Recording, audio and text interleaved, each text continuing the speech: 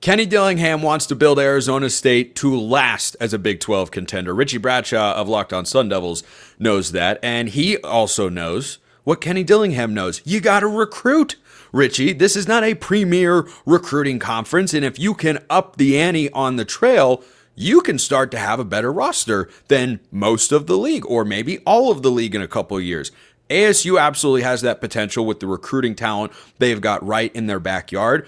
They currently have in 2026, I know it's early, but they have the number 25 class in the country. And Richie, I'm going to say something that makes me a little bit sick to my stomach for you, my friend. Arizona State has not had a top 25 recruiting class since 2020. And that is sickening if you love college football, which Kenny Dillingham does. I don't know that he is ever going to let that happen again. So why are you excited about what ASU is doing? Well, I love that you bring up that the last class was in 2020 because that was in, if we can call it the quote height of the Herm Edwards era. That's when things like people were actually buying in a little bit. You were coming off of a year where you'd recruited Jaden Daniels, who was a 5-star, depending on where you were looking. And Herm was able to bring in some guys, but obviously since then, the stain has been very prevalent on Arizona State University. And that's when NIL started to really get going and everything. And ASU falls behind. But Kenny Dillingham, if there's one thing that we know, and if there's one thing that you know as a Locked On Ducks host for Oregon, it's that Kenny Dillingham is a very, very good recruiter. Mm-hmm. And he's someone that can get in these kids' ears, and he tells them as this old kindred soul who can at the same time relate to these kids like, hey, come to the program and compete, but don't come here if you're not willing to do such. If you don't want to buy in and everything like that. And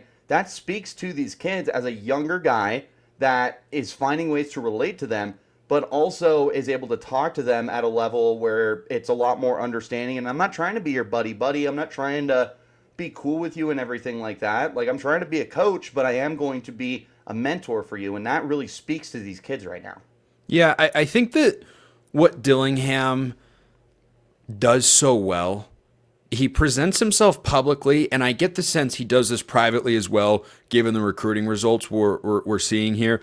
He's such an easy guy to latch onto. He's an easy guy to like. He's an easy guy to get behind because you can tell he loves what he is doing. Like he is genuinely passionate about not just being a college football head coach, about being the head coach at Arizona State University. I think this is the rare instance. It's rarer than people probably think, where the hometown kid or the one of us is the head coach at a school and it works out. Jim Harbaugh, of course, worked out at Michigan. You also had Scott Frost at Nebraska. That didn't go particularly well. You can find examples all over the place. This seems to be one where that's all resonating, and everything just seems to me, from the outside looking in, and I want your thoughts on this, to just be a really good symbiotic relationship where the university is supporting Kenny Dillingham. Kenny Dillingham plugs the university. He knows what it means to be there, what it can be, and all that sort of stuff. And that recruiting pitch of, hey, I want to make this what I know it can and in the eyes of many should be. And that's what I think is just so likable about him, and is also why he's having a lot of success. And oh, by the way, he's clearly a really good coach. Yes. To turn around a program that was in the lowest of lows that the university has ever seen, and one of the worst situations that we've seen in recent years for a college football program, and pull them out from consecutive 3-win seasons to an appearance in the Peach Bowl, it's pretty crazy. And one of the things that I have brought up many times on Locked On Sun Devils is this is a really pivotal year for Kenny Dillingham because it's year 3. And year 3 is when you start to see your recruits come up. Not the previous regime's guys and not the transfers that are brought in for season. These are your guys. You have your guys that are going into their junior years, or maybe they redshirted for a year, or maybe they're going into their second year, or maybe you found some guys to start immediately. But now you're starting to see the group that Kenny Dillingham has been placing his fingerprints upon for the last 3 years start to get onto the field. And it's going to be that showing of, are you just a good recruiter? Like, are you Kevin Sumlin? Or are you a good recruiter who can coach really well as well, like several of the most successful coaches of the last however many years? You can plug in whoever you want. There's there's that task that he has to live up to right now. And we're looking forward to it, and I do think that ASU's up to the challenge. But, Spencer, the direction that ASU recruiting is going right now is absolutely absurd. I don't know, to the listeners, if you guys prefer a single recruiting outlet over another, or if you're like our good friend Brandon Olson from Locked On Gators and think that everybody is a clown when it comes to that. But do yourself a favor and look at ASU's upcoming visits for the month of April from 24/7 and see how many have the warm status next to it, which indicates that ASU is very much in play for these guys.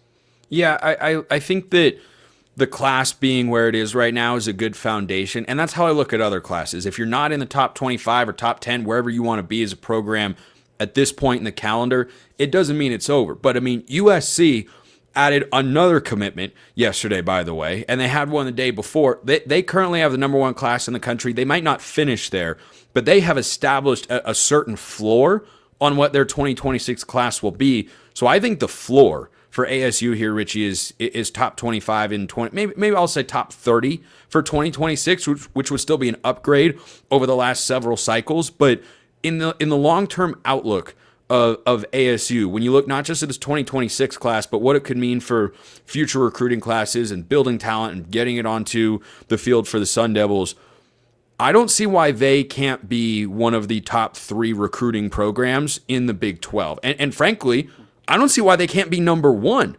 from year to year. Maybe not every season. Texas Tech is making big investments with a lot of talent in their backyard. BYU is making some big investments as well. They've got a lot of money flying around, and kudos to them for that. But I just look at ASU and say, man, you've got all the tools to finish top 3 in Big 12 high school recruiting rankings every single year. Yeah, and it's that whole sleeping giant thing that's being developed. As of right now, that top 25 recruiting class, ASU has 2 4-star kids. They have got Jake Fetty, who is the key to everything right now. He is more than likely the future of the program at quarterback should Sam Leavitt decide to declare at the end of the season. And then they have Israel Briggs, who is a 4-star tight end. They have 2 4-stars on the team right now. They have landed at least 1 4-star every year under Kenny Dillingham. And keep in mind, that's impressive for where the program was at. But one of the things that I can go back to when ASU was going to play Texas in the Peach Bowls, a lot of people were overlooking ASU. And one of the biggest reasons why, Spencer, was the perception that ASU doesn't have the talent to stack up with Texas. Like, these guys aren't NFL players, and they're not big enough or strong enough or fast enough. And Kenny was able to coach them up to a point where it's like, yeah, they can stack up with that kind of competition. Well, guess what? Now you are getting those players. Now you are recruiting 4-stars on a regular basis, and 5-stars are very interested in the program, and they're visiting, and they are placing them in some of their favorites. And ASU is very quickly turning things around there. They're fixing that perception, and now the weakness that the team had of they don't have the talent to be able to keep up with the elite teams, that's not going to be true in the next 2 years if things just continue trending like they do. And if this year is as successful as we're hoping in Tempe, and you prove that you can coach, not just recruit guys, there you go. You're going to go through the roof. One of the things I guaranteed when Kenny Dillingham got hired is he will get at least 1 5-star before he is done. We're on that way. We are on that way.